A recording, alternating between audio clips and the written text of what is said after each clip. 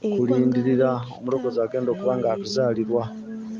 Omuntu yenna ayagala okubeera nga ategeera mutima gw'amakulu agali mu Kristo, oyo yafuuka omuntu, kigambo yafuuka omuntu n'ajja mu ffe, alina kubeera ng'amanya nti kigambo kikulu nnyo. Katonda yalina n'okulaba nti ateekawo obudde ffe twebuulire ku kyamagero ekyo. Ebalaba ekereziya etuwa wiiki 4 ne tuuka tuyingira mu wiiki entukuvu ntukuza okuzaalibwa kwa Yesu. N'olwekyo okuteekateeka, kigambo kiri ku kweteekateeka. Nga bw'onoogamba nti tweteekateeka, waliwo omugenyi omukulu ajja. Kati omugenyi omukulu ajja mu bulamu bwaffe ye Kristo.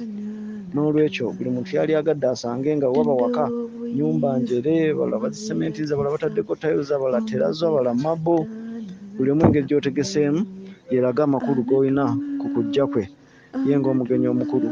So kakati omulamwa gujja kuba nti omuntu ategeke obulamu bwe obw'omwoyo okulaba nti Yesu yagenda okutuzaalirwa munnange atusanga tetulina kakuku konna, kwegamba nga ebintu byonna biri teerere nga nnyindo ya nte erira mu biseguusi n'emiti n'etaba na nkwagulo. Kale nno kyenyinza okugamba mu bumpimpi nti it is about preparation. How do we prepare for the coming of the Lord? So kigambo kikulu nnyo kwetegeka. Gwe bw'owulira Yesu yatuzaalirwa kitegeeza ki gy'oli era bukya wamutegeera kikola makulu ki gy'oli.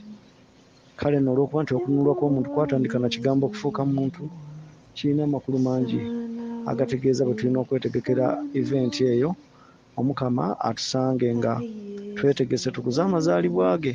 Oyo anaaba atuzaaliddwa nga wamma ddala tulina ensonga lwaki tujaganya. Oluvannyuma lw'okutegeera nti oyo ekkubo, amazima era obulamu, atuzaaliddwa, teri agenda kuddamu kubeera ng'azikirira okuggyako nga ye yeesaliddewo.